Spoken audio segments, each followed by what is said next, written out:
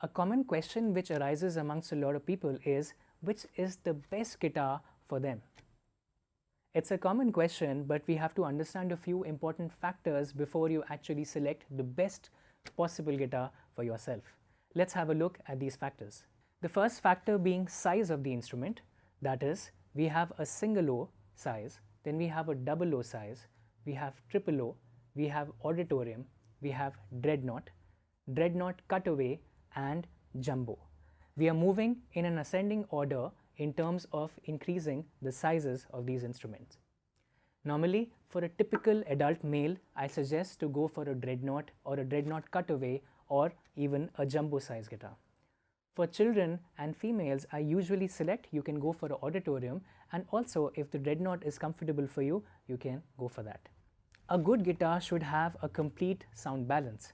Now, the top 3 strings of the guitar are known as the bass strings. By bass, I mean lower frequency of sound or heavy or punchy sound. When I talk about the bottom 3 strings, these are the treble strings, which give you a very bright and also a very sharp sound. So typically, the top 3 strings are known as the male strings and the bottom 3 strings are known as the female strings. We have to strike a balance between the male voice and the female voice in order to generate this sound properly. It's like a partnership. Now when I play only the bass strings of the guitar, they sound like this is a heavy sound. When I play only the treble strings of the guitar, they sound like this is a very sharp sound. A good guitar should have a balance of the two. So I can hear the bass resonating well, and along with that I can hear the treble also resonating very well. Now if your guitar sounds very heavy, this is the kind of sound. It is too much of bass which is unneeded, and this kind of a sound is too sharp in nature. What we need to strive is a balance between the two. The next factor is the finishing of your instrument. Now you have to make sure that there are no scratches or there are no cracks all over the body. The joints should be well pasted, which means they should not be falling apart. And also the frets should not be too sharp at the bottom. When you are sliding your hand in a lot of guitars, what happens is when someone slides their hand across the fretboard, their hand gets cut. Why? Because these frets, these metal bars are too sharp there at the bottom, and then they cut through your fingers.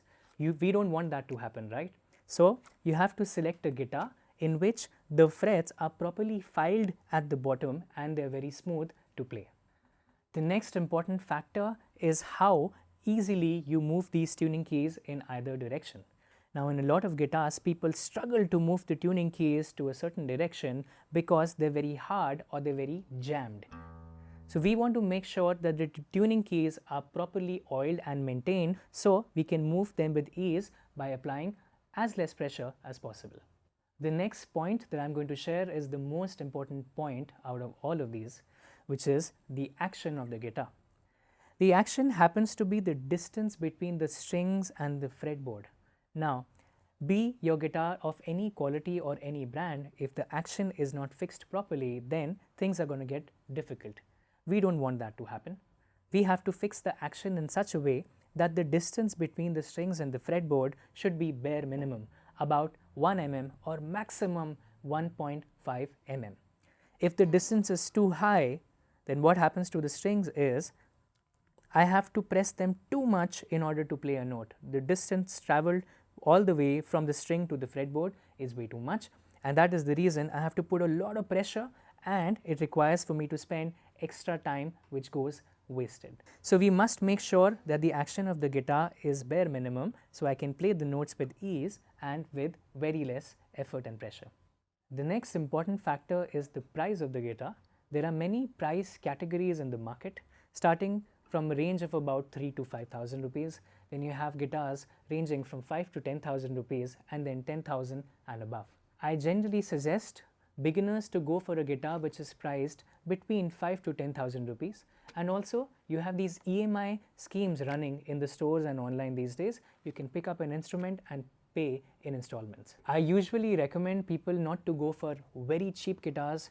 Now there are a lot of guitars in the market that you see in the price range of 1 to 2,000 rupees. What happens is, first of all, the body of the guitar is made up of linden wood. Now linden wood is a very cheap form of wood which is low priced and it's not durable at all. The second problem that people face in those guitars is the lack of having a truss rod. Now what is a truss rod? It's actually a cylindrical rod which runs throughout the neck of the guitar.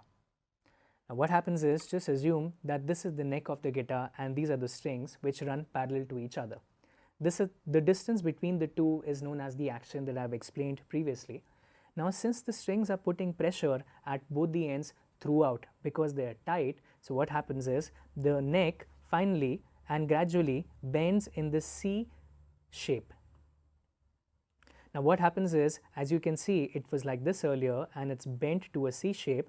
The distance or the action has greatly increased. And I told you that if the distance is too much, it makes things very difficult for you to play, and even easy songs seem a lot more tougher. So we want the neck to come back to its original position, and to fix that, the only thing that we can do is to move the cylindrical rod or the truss rod which is there, which runs throughout the neck. We fix it and we move it in either direction so the neck comes back to its original position. So I can't overemphasize the importance of having a truss rod in the guitar. I generally recommend that you go for woods like mahogany, maple and spruce wood, and don't just go for these online reviews blindly. The next point is connection. By connection, I mean intuition.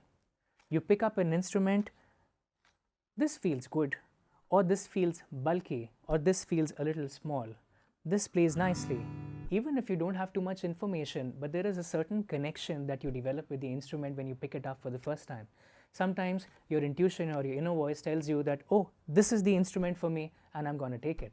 So this is an important factor to consider, because music is all about listening to your heart. Still, if you have any doubts about which guitar to buy for yourself, you can contact our beAmusician team, and the experts there are going to help you out in getting the best guitar for yourself.